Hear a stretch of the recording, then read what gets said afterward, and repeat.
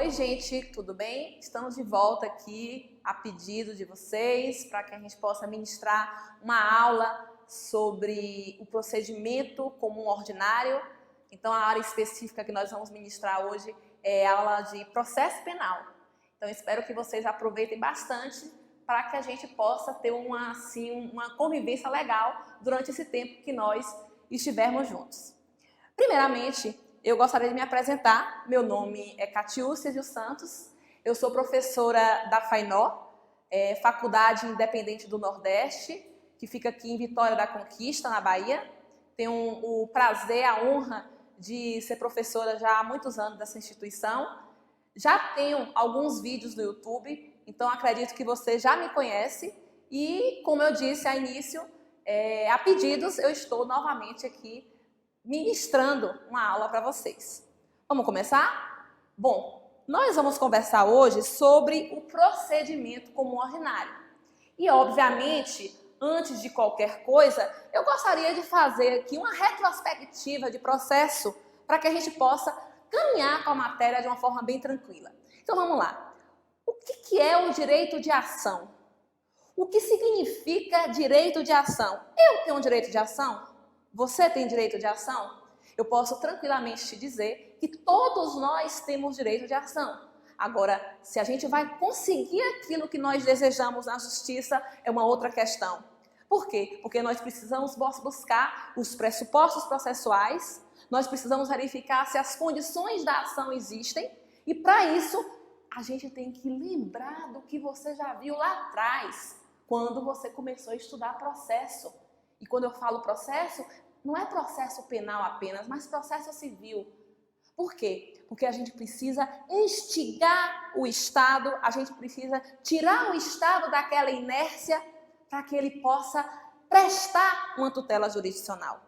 A própria Constituição Federal, a própria Carta Magna, no seu artigo 5º, inciso 35, fala da prestação da tutela jurisdicional.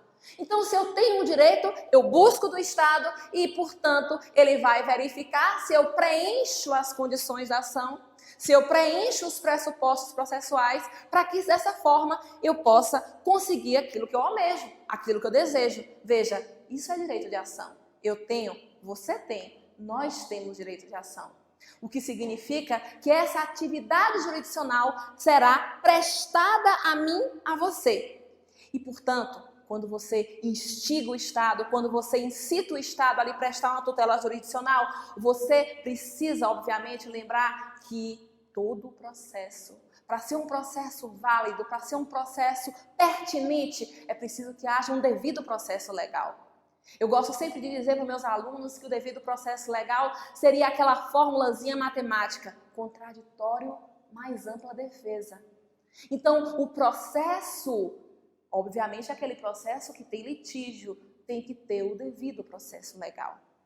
Mas vamos pegar um pouco do que eu falei agora e nos reportarmos para o processo penal, que é o que me interessa agora. O que seria esse processo? O que seria esse procedimento? Todo processo tem um determinado procedimento. E, obviamente, você precisa saber qual o procedimento que nós vamos falar. Esse procedimento que nós vamos falar hoje é o procedimento comum ordinário. Só que antes, a gente precisa ler a letra da lei. O artigo 394 do Código de Processo Penal, ele traz a seguinte redação. O procedimento será comum ou especial. No parágrafo 1º, nós temos o seguinte: o procedimento comum será ordinário, sumário ou sumaríssimo. Como eu disse, a gente está conversando sobre o procedimento comum ordinário. E sabe como é que a gente vai saber qual é o tipo de procedimento para cada processo? Através da infração penal que nós estivemos falando. Então, imagine que nós estamos falando de um furto. O sujeito ele praticou uma conduta criminosa porque subtraiu coisa alheia móvel de alguém. Se esse procedimento, você vai verificar exatamente o quê? A quantidade de pena que nesse caso estamos falando. Vamos lá para o Código Penal. O Código Penal, o artigo 155, diz no caput que a pena do crime de furto varia de 1 a 4 anos.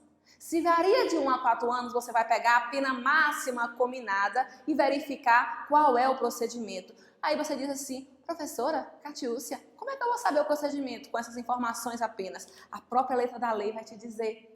No mesmo artigo 394, nós temos o inciso 1, que diz assim, o procedimento será ordinário quando tiver por objeto crime cuja sanção máxima combinada foi igual ou superior a 4 anos de pena privativa de liberdade. Veja, o crime que eu acabei de falar com vocês foi furto. A pena varia de 1 a 4 anos. Então, veja, se a pena combinada ela for igual ou superior a 4 anos, eu sei que o procedimento é o procedimento como ordinário. Ô, Cate, e vem cá, e os procedimentos relativos ao juizado especial? E o procedimento, por exemplo, sumário, como é que eu sei que será este procedimento para esse processo? O próprio artigo 394 também lhe informa no inciso 2 e no inciso 3. O inciso 2 diz assim, o procedimento será sumário quando tiver por objeto crime cuja sanção máxima combinada seja inferior a 4 anos de pena privativa de liberdade. Vejam, se é inferior a 4 anos, o procedimento não será comum ordinário, será sumário. Aí você imagina, então todas as vezes que eu tiver uma pena que seja inferior a 4 anos, o procedimento será sumário. Não, de forma alguma. Por quê? Porque logo abaixo, no inciso 3, eu tenho aquela pegadinha que diz assim, o procedimento será sumário para as infrações penais de menor potencial ofensivo. Vejam, o que é crime de menor potencial ofensivo? Os crimes de menor potencial ofensivo são aqueles crimes em que a sanção máxima combinada não extrapola 2 anos. Então, eu vou falar de juizado especial criminal, como também as contravenções penais, que também é de competência do GECRIM, de competência do juizado especial criminal. Então, observem que aqui no código eu tenho um procedimento comum ordinário, sumário e sumaríssimo. Então, como nós estamos falando do procedimento comum ordinário, a gente tem que te dizer que o procedimento comum, ele se triparte, são 3 espécies, em um procedimento comum ordinário, sumário e sumaríssimo. E nós temos um procedimento especial. Exemplo, o procedimento do Tribunal do Júri é um procedimento especial, mas no momento oportuno nós vamos dar uma aulinha sobre o Tribunal do Júri. Acredito que vai ser bem interessante também nossa aula do Tribunal do Júri. Mas aí, eu queria lhe fazer uma pergunta. E você vai anotar em sua casa, vai anotar no seu esquema de estudo, porque essa pergunta é crucial para a gente começar a nossa aula com chave de ouro. E fechar também com chave de ouro. Como é que se inicia o processo, gente? Como é que se inicia o processo? O processo, ele se inicia no momento em que o juiz recebe a denúncia do Ministério Público. Vamos fazer um trajeto aqui do crime? Olhe bem, antes mesmo do crime ocorrer, eu tenho uma polícia militar, que é uma polícia preventiva, uma polícia ostensiva. E essa polícia militar, a polícia ostensiva, ela vai conduzir o sujeito, por exemplo, que foi preso em flagrante, porque ele praticou o crime. Ela conduz o sujeito até a delegacia, entrega para a polícia civil, que é uma polícia investigativa, e essa polícia civil investigativa, como regra, irá instaurar um inquérito policial. E aí esse inquérito policial será concluído pelo delegado de polícia, esse caderno administrativo será entregue ao Ministério Público quando for encerrado, quando for concluído. O Ministério Público, quando ele tiver nas mãos esse inquérito policial, ele vai verificar se estão presentes todos os pressupostos naturais e exigidos pela lei a respeito do que seria os indícios de autoria e de materialidade que precisa existir no inquérito policial. Aí o Ministério Público, ele oferece uma denúncia com base no artigo 41 do Código de Processo Penal e a partir daí ele denuncia o sujeito arrolando testemunhas, pedindo normalmente a condenação do réu e encaminhando com a capitulação do crime para o juiz de direito. O juiz de direito verificará se estão realmente presentes tudo que manda o artigo 41 do Código de Processo Penal, e aí ele recebe a denúncia. Recebendo essa denúncia, o juiz ele manda citar o réu. Para que ele manda citar o réu, professora? O Ministério Público falou tanta coisa a respeito dele na denúncia, disse que ele tem que ser condenado, falou quais foram os fatos do crime, arrolou testemunhas do procedimento como ordinário, e quer dizer então que o réu não tem direito a se defender daquela denúncia do Ministério Público? É óbvio que tem. Olha aí o contraditório. Olha aí o devido processo legal começando a existir num processo judicial. Então eu tenho agora a necessidade como juiz de mandar citar o réu para que ele venha responder à acusação do Ministério Público. Gente, é como se fosse, entre aspas, uma contestação que acontece no processo civil. Só que no processo penal, essa contestação tem o nome de resposta à acusação. Essa resposta à acusação está no artigo 396 e 396-A do Código de Processo Penal. Lá, o réu, uma vez citado, terá um prazo de 10 dias. Para quê? Para responder, para contestar, para falar o que realmente aconteceu em cima do que o Ministério Público falou a respeito dele. É contraditório? É ampla defesa? O que nós temos então? Uma citação num prazo de 10 dias, e aí a lei, ela traz para a gente no artigo 396 e 396-A informações preciosíssimas que eu gostaria, obviamente, de ler com vocês. Quem tiver com o código, acompanha. Quem não tiver, vai buscar. Vai buscar o código, porque eu quero você acompanhando comigo. Diz assim: nos procedimentos ordinários, que é o que eu estou trabalhando com você agora, bem como o sumário, será oferecida a denúncia ou queixa. E o juiz, se não rejeitar liminarmente a denúncia do Ministério Público, ele vai ordenar a citação do réu. A citação do acusado para responder à acusação por escrito. Veja, por escrito, num prazo de 10 dias.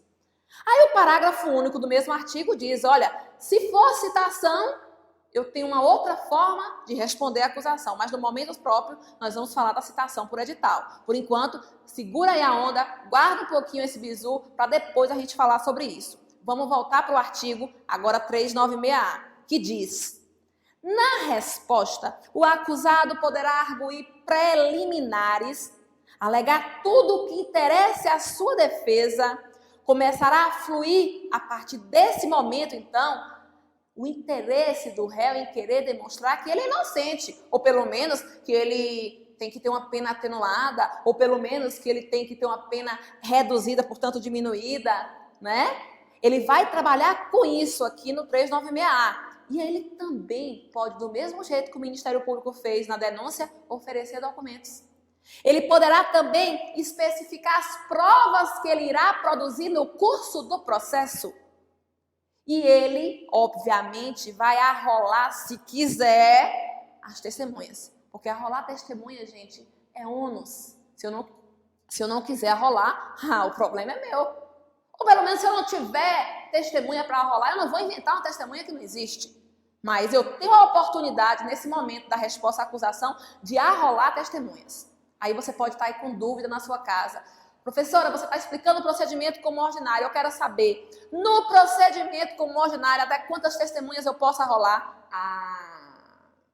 No procedimento como ordinário, eu posso arrolar até 8 testemunhas. Gente, não é 8 testemunhas, não são 8 testemunhas, é até 8. Se eu não tiver 8, eu arrolo 3. Se eu não tiver 3, eu arrolo 2. Se eu não tiver nenhuma, eu arrolo nenhuma. Até 8 testemunhas. O STJ e o STF já decidiram por várias vezes o seguinte, que até 8 por infração penal e até 8 por réu. Professora, o que significa isso? Significa que eu posso falar de um processo onde eu tenha concurso de pessoas, onde eu tenha mais de um réu sendo processado no mesmo processo. Então, se eu tenho mais de uma pessoa sendo processada, mais de um réu, mais de um acusado, o Supremo e o STJ já decidiram por diversas vezes, até 8 por réu. Mas eu também posso falar de concurso de crimes. Por exemplo, um único réu respondendo por mais de uma infração penal. Portanto, também posso arrolar até 8 testemunhas por infração penal. Vocês estão observando? Então, 8 testemunhas, mas é até 8 por infração, até 8 por réu. Se eu tenho só um réu, se eu tenho só uma infração, até 8. Então, esse procedimento é o procedimento que nós estamos conversando agora, procedimento comum ordinário. Então, a gente tem aqui esse artigo 396A que trata especificamente disso. Aí a pergunta que não quer calar. Imagine que você foi citado para responder a acusação naquele prazo de 10 dias. Você não contratou advogado, ou seja, não constituiu advogado. Ou, por exemplo, você foi desidioso e não quis apresentar em nenhum momento aquela resposta à acusação, mesmo sabendo que você estava sendo processado. E aí, o que eu faço? Como é que eu faço? Graças a Deus, o processo penal, ele traz especificamente no 396A, e a gente vai ler daqui a pouco, uma situação certa para essa situação, para essa falha. Que falha? Ué, o réu foi citado. Resposta à acusação, prazo de 10 dias. E aí, de repente, ele não apresenta advogado, não apresenta a resposta à acusação. Significa, então, que tudo que os fatos foram alegados pelo Ministério Público são presumidamente verdadeiros? Eu vou dizer aqui que há uma revelia material do processo penal em relação ao acusado? Não. Não existe revelia material no processo penal para o acusado. Mas não existe por quê? Seria muito interessante você achar que tudo que o Ministério Público falou a seu respeito, réu, é considerado como verdadeiro. Isso existe no processo civil. Nós estamos falando de processo penal. A lei, ela diz de forma clara e expressa que se você não apresentou a sua resposta à acusação, não contratou advogado, o juiz ele deve nomear alguém para apresentar a sua resposta à acusação no prazo de 10 dias. Meu amigo, minha amiga, você não ficará sem a resposta, ainda que você não contrate advogado, ainda que você não queira apresentar. Vamos pegar isso que eu falei agora e transportar para o processo civil. Se eu estivesse falando do processo civil, o autor ele vai lá, aciona você é citado para contestar. Se você não contesta no prazo de 15 dias, o que acontece com você? Presume-se verdadeiros os fatos alegados por quem? Pelo autor. No processo penal isso não acontece. Até porque quando eu estou falando de ação penal pública, o Ministério Público é o exclusivo titular da ação penal, ele denunciou você. Tudo o que ele falou não é presumidamente verdadeiro. Sabe o que significa, meu amigo?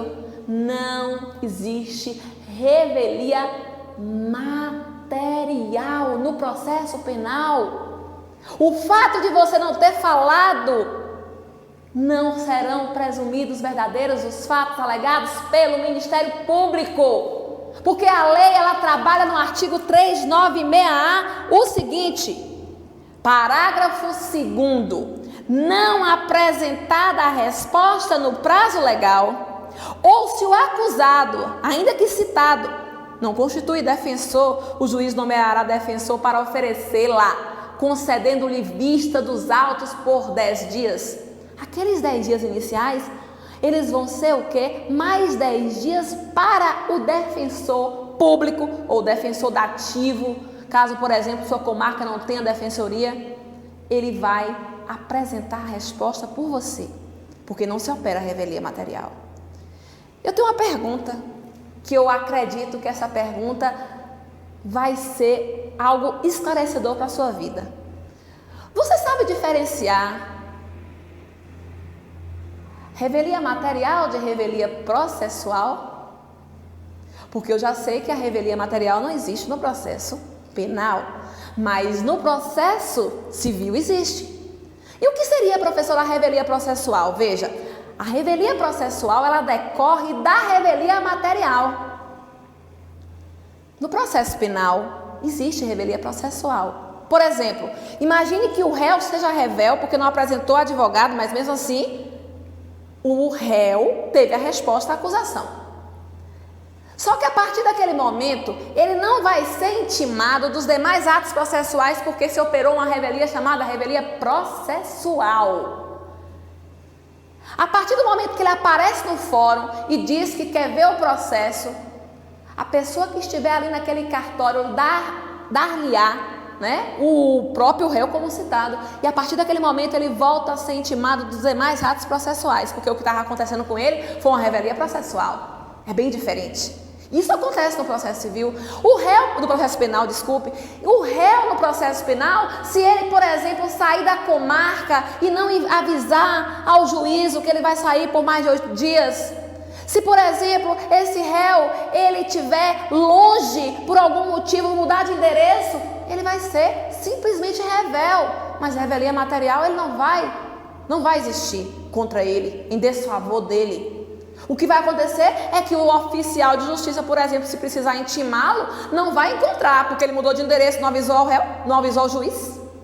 Se ele não avisou ao juiz, significa dizer que ele não vai ser intimado dos demais atos, salvo se ele aparecer lá no fórum, der uma olhadinha no processo e simplesmente se restabelecer aquela situação anterior, colocando um novo endereço, dizendo o que aconteceu, e aí ele será intimado dos demais atos processuais.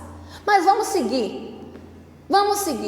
Essa instrução do processo, uma vez ele sendo citado, como eu disse aqui no artigo 396A, ela vai ocorrer conforme nós temos aqui a previsão do artigo 400, porque diz assim o 400.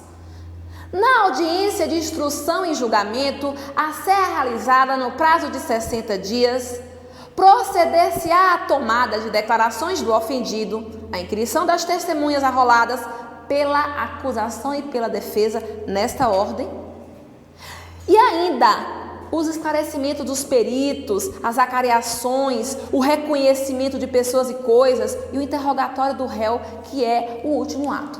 Vamos conversar um pouquinho sobre esse artigo 400, que esse artigo é muito interessante. Esse artigo sempre é cobrado em prova de OAB. E eles colocam de propósito, porque aqui eu tenho uma regra. Mas lembrem, toda regra tem exceção. Vamos imaginar que o réu, ele está sendo processado por um crime de roubo. Se é um crime de roubo, eu sei que o procedimento é um procedimento comum ordinário.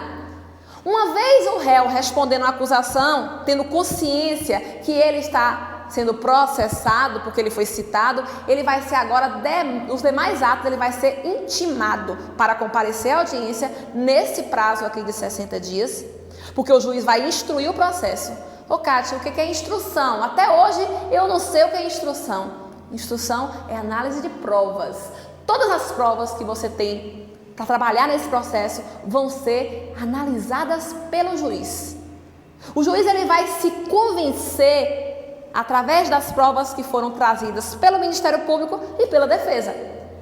Lembra aquela deusa da justiça, aquela deusa bonita que a gente vê que sempre é o símbolo do direito? Lembra que ela tem 2 balanças na mão?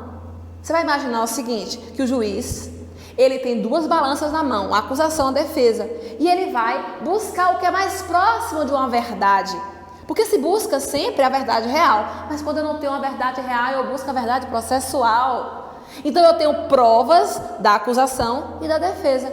E eu vou colocar ela na balança, essas provas na balança, para saber o que está mais próximo da verdade.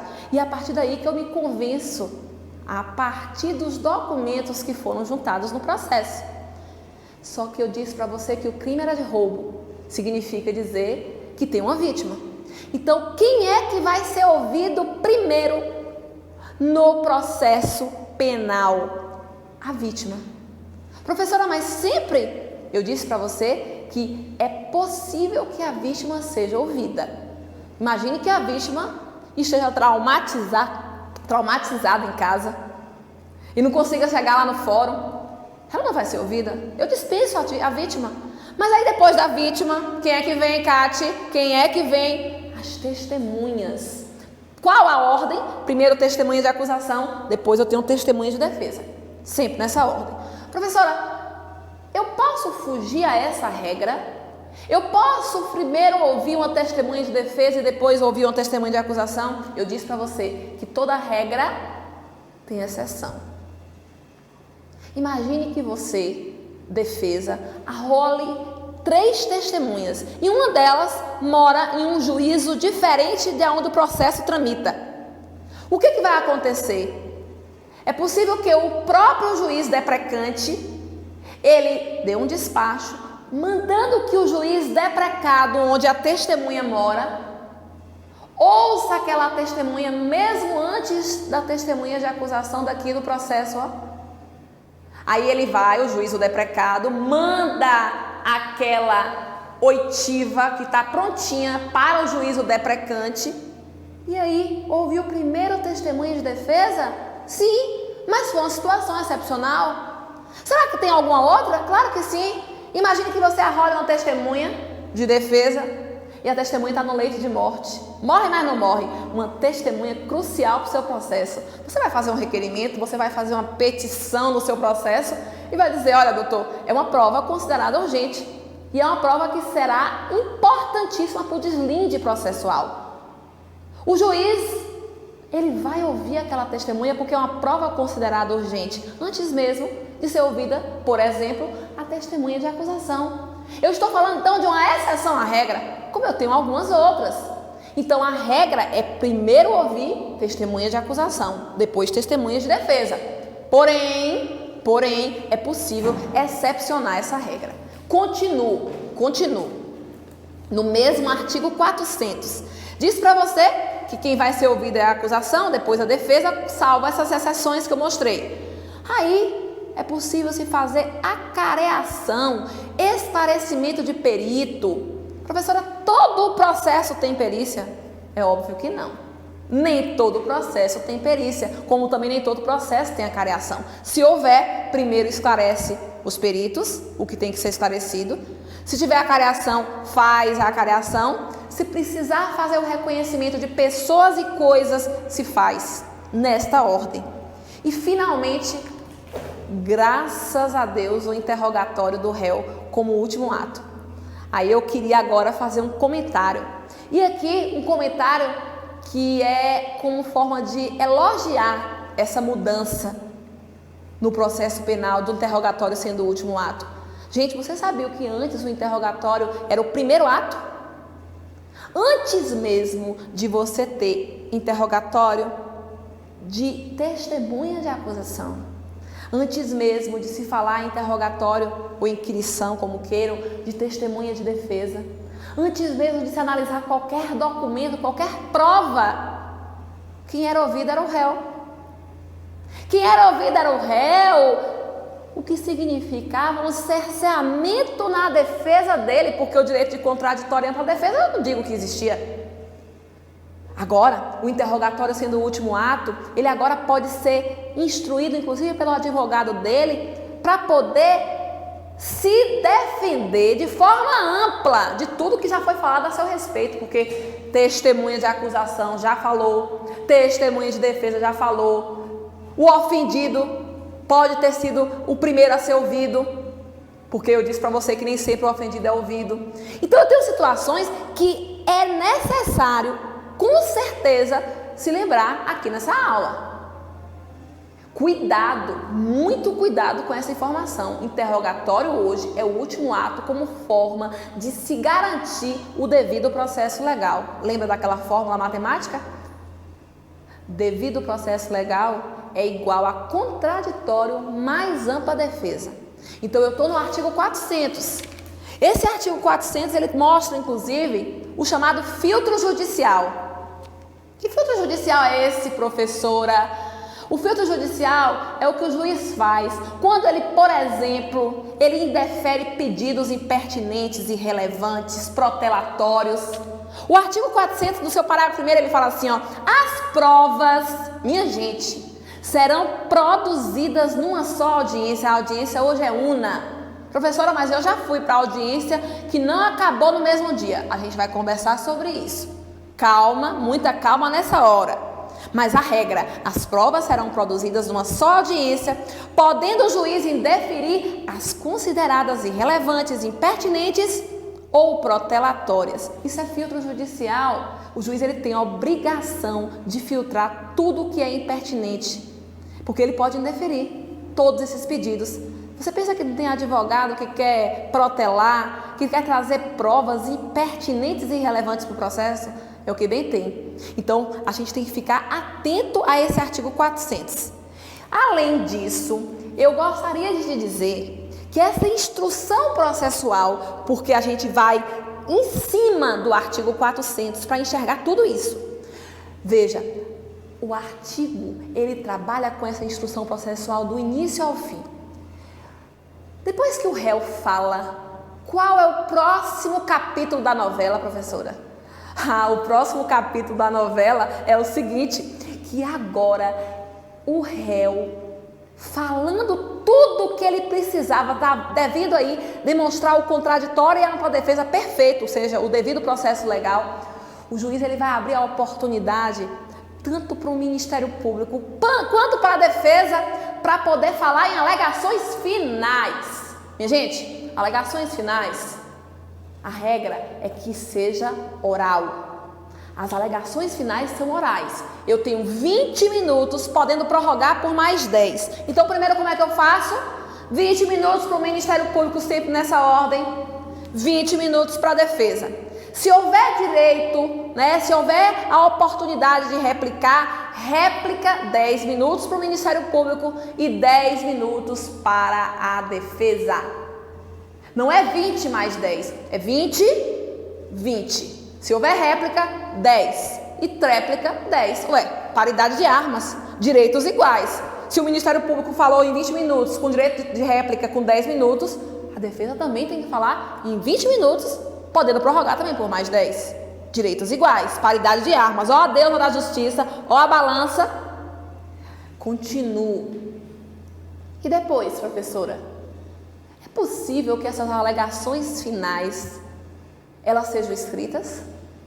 Se as alegações finais, elas se transformarem em escritas, o nome que nós vamos dar não será mais alegações finais, e sim memoriais escritos. Eu vou fazer questão de repetir. As alegações finais, elas são orais, regra.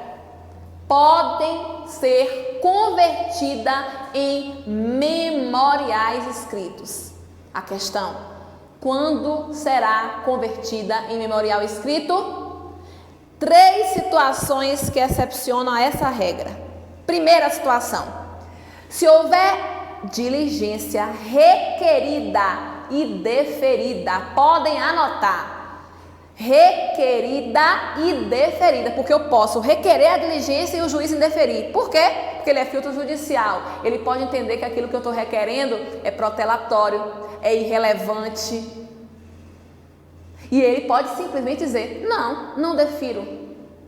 Nesse caso, continua as alegações sendo orais. Então, primeira exceção, diligências requeridas e deferidas.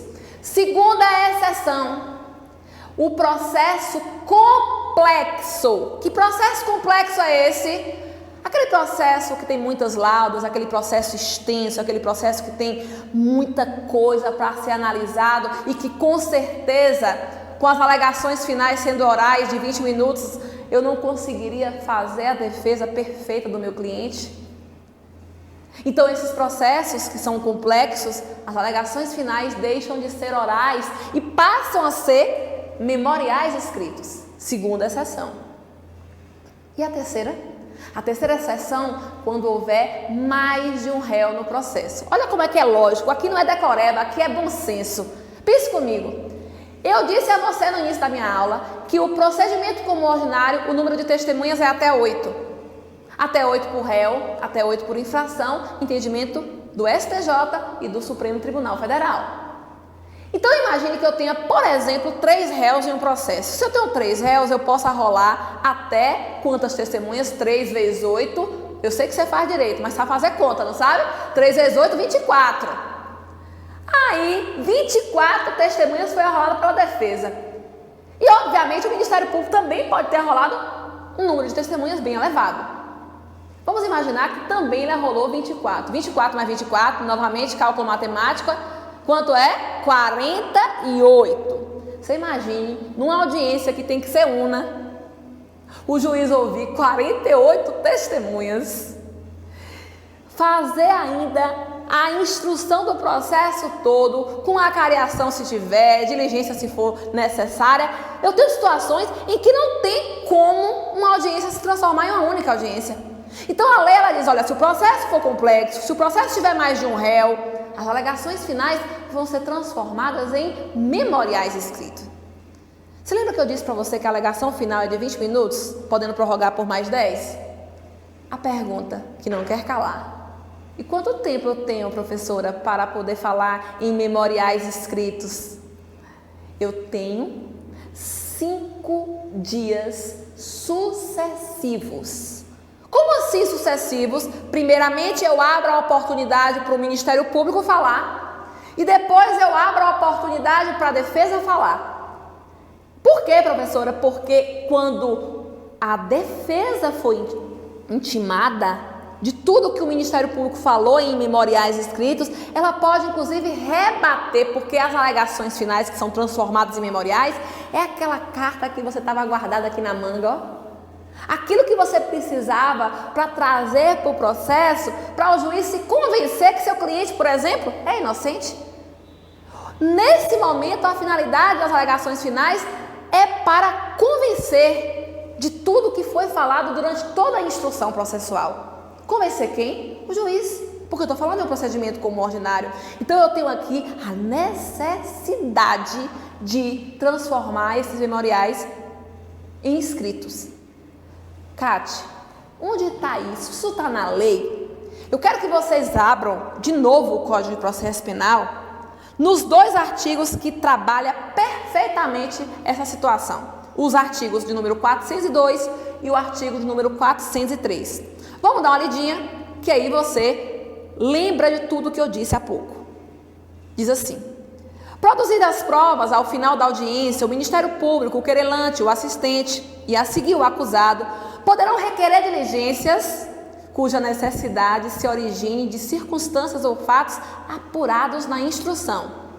Eu posso requerer diligências se eu sentir necessidade durante a instrução processual.